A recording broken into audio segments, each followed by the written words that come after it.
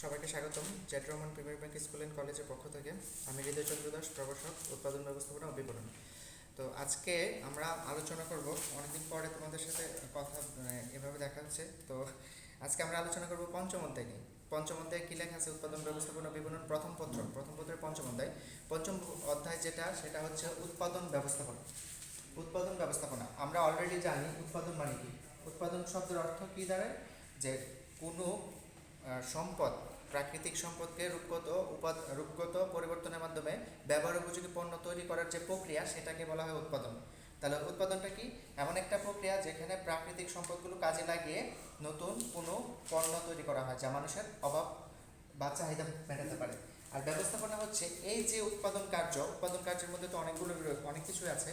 পণ্য উৎপাদনের পূর্বে পরিকল্পনা, পণ্য উৎপাদনের পরবর্তীতে বাজারজাতকরণ এবং পরবর্তীতে বাজার বিশ্লেষণ, এই যে যাবতীয় কার্যাবলী সমষ্টি উৎপাদন।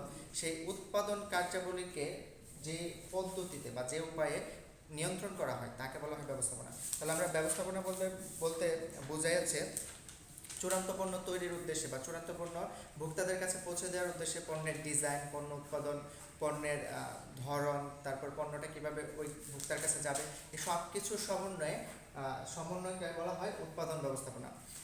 এটা হচ্ছে পঞ্চম অধ্যায়ে প্রথমে যে জিনিসটা, এই উৎপাদন ব্যবস্থাপনা গেল, প্রথমে যে জিনিসটা আসে তোমাদের বই যদি খোলো তাহলে দেখবে একটা টার্ম রয়েছে দ্রব্য। এখন আমরা বলতে পারি দ্রব্য কি এবং পণ্য কি, দুটা জিনিসই এক, দুটাই কি দৃশ্যমান, যা দেখা যাবে তাই পণ্য বা দ্রব্য, এরকম বলতে পারি। কিন্তু একটু পার্থক্য আছে। যেমন দ্রব্য হচ্ছে যা কিছু দৃশ্যমান, সব কিছুই দ্রব্য। যেমন আমরা বলতে পারি কি ডাল, মাছ, তেল, এই সবগুলো হচ্ছে কি দ্রব্য, যেহেতু এগুলো দেখা যাচ্ছে বা দৃশ্যমান। কিন্তু যদি সেটা পণ্যের ক্যাটাগরিতে যেতে চাই বা পণ্যের ক্যাটাগরিতে যদি আমি এটা নিতে চাই, তাহলে এটা স্পেসিফিক উল্লেখ থাকবে। যেমন পণ্য বলতে আমরা বুঝাবো কি মসুর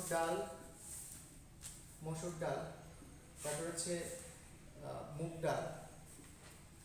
তো এই যে স্পেসিফিক করে দেওয়া, এখানে আমি শুধু বললাম কি দ্রব্য হচ্ছে ডাল, কিন্তু পণ্য যদি হতে চাই সেটা হতে হবে মসুর ডাল, মুগ ডাল, আলাদা আলাদা করে। আমি সেই ডালকে পণ্য হিসেবে ধরতে পারি না। পণ্য হতে গেলে স্পেসিফিক আলাদা করে এটা উল্লেখ থাকতে পারে। তেমনি মাছ, আমরা যদি বলি ইলিশ মাছ, তারপর যদি বলি রুই মাছ, এটা কি হয়ে যাবে? পণ্য হবে। তেল, সয়াবিন, সরিষা। তো এইভাবে আমরা পণ্য এবং দ্রব্যের মধ্যে পার্থক্য নিরূপণ করতে পারি। তো আশা করি দ্রব্য সম্পর্কে তোমাদের ধারণা ক্লিয়ার। দ্রব্য হচ্ছে দৃশ্যমান বস্তু, আর পণ্য হচ্ছে দৃশ্যমান বস্তু ঠিকই, কিন্তু যা মানুষের অভাব পূরণের ক্ষমতা রাখে। দৃশ্যমান বস্তু যা মানুষের অভাব পূরণের ক্ষমতা রাখে, অবশ্যই এটা ঠিক রাখতে হবে, অভাব পূরণের ক্ষমতা। এই অভাব পূরণের ক্ষমতা যে দৃশ্যমান বস্তুর মধ্যে রয়েছে তাকে আমরা বলবো হচ্ছে পণ্য। তাহলে পণ্যটাও সম্পর্কে আবার একটু বলি। পণ্য হচ্ছে দৃশ্যমান কোনো কিছু যা মানুষের অভাব বা প্রয়োজন মেটাতে পারে, আর দ্রব্য হচ্ছে দৃশ্যমান সব কিছুই হচ্ছে দ্রব্য, আর পণ্যটা হচ্ছে যা মানুষের অভাব পূরণ ক্ষমতা রাখে। তো এই হচ্ছে দুটার মধ্যে পার্থক্য মূলত। তো এর পরবর্তীতে যেটা আসে সেটা হচ্ছে পণ্যের ধারণা। আমরা পণ্যের ধারণা বলতে পণ্যের প্রকারভেদটাকে বুঝি।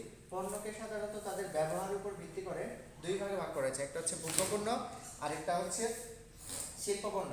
এখন ভোগ্যপণ্য কাকে বলে এবং শিল্পপণ্য কাকে বলে সেটা আগে একটু জেনে নেই। ভোগ্যপণ্য যে পণ্যগুলো সাধারণত বাজারে উপস্থাপন করা হয় বা ভোক্তাদের কাছে সরাসরি উপস্থাপন করা হয়, বা মানুষ যে পণ্যগুলো তাদের নিজের চাহিদা পূরণের জন্য, অভাব পূরণের জন্য কিনে থাকে বাজার থেকে, তাকে বলা হয় ভোগ্যপণ্য। তার মানে ভোগ্যপণ্যটা হচ্ছে এমন সকল পণ্য যা মানুষের অভাব পূরণের জন্য বা ভোগ করার জন্য যে সকল পণ্য কিনে থাকে তাই হচ্ছে ভোগ্যপণ্য। যেমন হচ্ছে চাল, ডাল, তেল, আটা, ময়দা, এই জাতীয় জিনিসগুলো যা মানুষটি ভোগ করে, নিজে ভোগ করার জন্য যেটা কিনে, সেটা হচ্ছে ভোগ্যপণ্য। আর শিল্পপণ্য বলতে বোঝায় যে পণ্যটা পুনরায় ব্যবহারের জন্য, এটা হচ্ছে কি ভোগ করার জন্য। আর শিল্পপণ্য হচ্ছে পুনরায় উৎপাদন বা ব্যবহার, পুনরায় উৎপাদন বা ব্যবহার করার জন্য যে পণ্য, সেটাই হচ্ছে কি শিল্পপণ্য। যেমন আমরা বলতে পারি সুতা থেকে কি হয়? সুতা, এটা কেন কেনা হয়? কাপড় তৈরির জন্য। যেমন ময়দা কেন কেনা হয়? বিস্কিট। বা এটা আমরা এক্সাম্পলে নাও আনতে পারি কারণ এটা ভোগ্যপণ্যের মধ্যে পড়ে। সুতা একটা নেই যে সুতা তৈরি করা হচ্ছে কিসের জন্য, কাপড় তৈরির জন্য, তাহলে সুতাটা কি পণ্য হয়ে গেল, শিল্পপণ্য, পুনরায় উৎপাদনের কাজে ব্যবহার করার জন্য যে পণ্য প্রস্তুত করা হবে, যে পণ্যগুলো বাজার বাজার সেইগুলো হচ্ছে শিল্পপণ্য। তাহলে আমরা ভোগ্যপণ্য এবং শিল্পপণ্যের মধ্যে আশা করি পার্থক্যটা বুঝতে পেরেছি। ভোগ্যপণ্য হচ্ছে যা ভোগ করার জন্য ক্রেতা কিনে থাকে, আর শিল্পপণ্য হচ্ছে ক্রেতা কিনে কেন, পুনরায় উৎপাদন কাজে ব্যবহার করার জন্য। এই দুইটাই হচ্ছে মূলত পার্থক্য। তো আজকে আরেকটু আলোচনা করব, সেটা হচ্ছে আমরা ভোগ্যপণ্য যেটা আছে সেটা প্রকারভেদ নিয়ে আলোচনা করব। ভোগ্যপণ্য,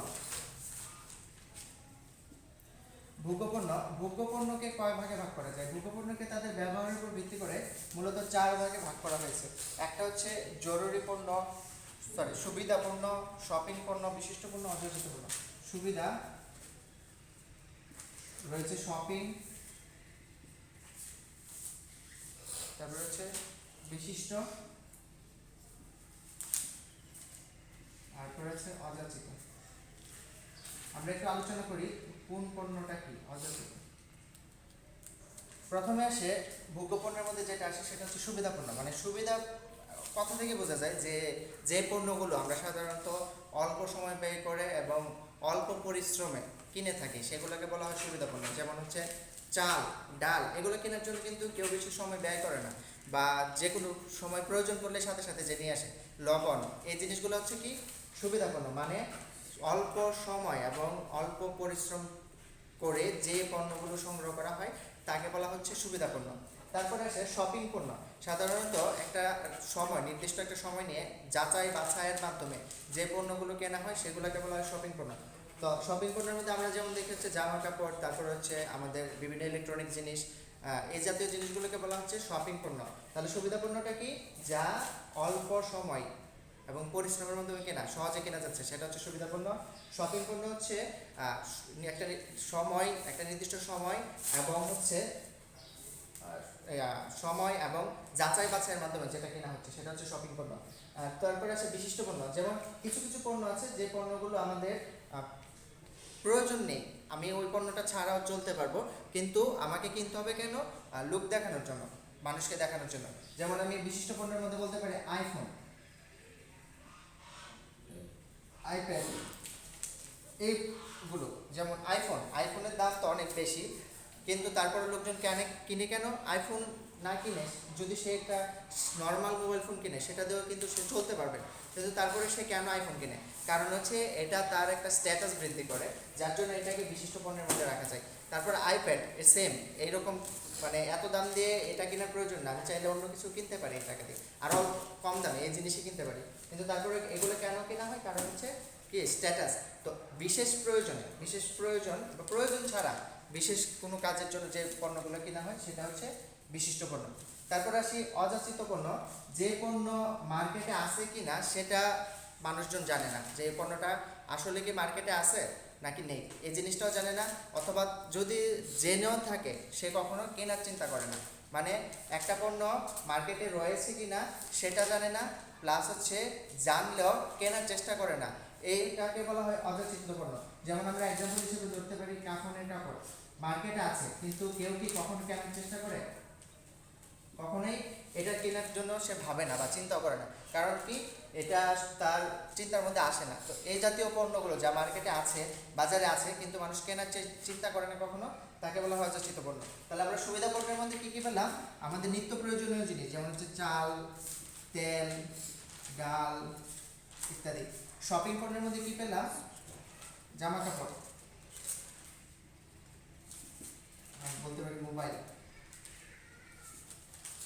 বিশিষ্ট পণ্যের মধ্যে মানে দামি জিনিস যেটা হলেও চলবে না হলেও চলবে এই জাতীয়, সেখানে আমরা দেখি আইফোন, আইপড। অযাচিত পণ্যের মধ্যে রয়েছে কি কাফনের কাপড়, যেটা সম্পর্কে আমরা কখনো ভাবি না বা কেনার চিন্তাও করি না। এই গেল হচ্ছে ভোগ্যপণ্যের বিভিন্ন প্রকারভেদ। আবার প্রত্যেকটাকেই বিভিন্ন ভাগে তাদের বৈশিষ্ট্যের উপর ভিত্তি করে প্রত্যেকটাকেই বিভিন্ন ভাগে ভাগ করেছে। যেমন সুবিধা পণ্য, এটাকে তিনটা ভাগে ভাগ করেছে। একটা হচ্ছে প্রধান পণ্য, আরেকটা হচ্ছে লোভনীয়,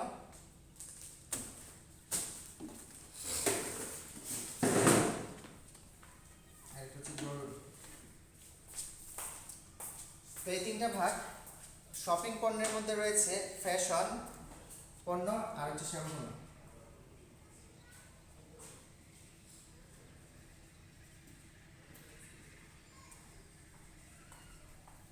অযাচিত পণ্যের মধ্যে রয়েছে নতুন।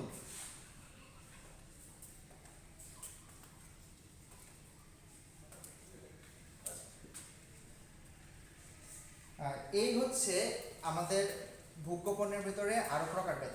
তো এই যে নতুন যে প্রকারভেদগুলো আমরা দেখলাম সেটা তোমরা পড়বা, আর পরবর্তী ক্লাসে আমরা আবার এটা নিয়ে আলোচনা করব, এই প্রত্যেকটা পণ্য নিয়ে আলোচনা করব এবং এক্সাম্পল সহকারে। তো আজকের জন্য এই পর্যন্ত, সবাই ভালো থেকো, সুস্থ থেকো।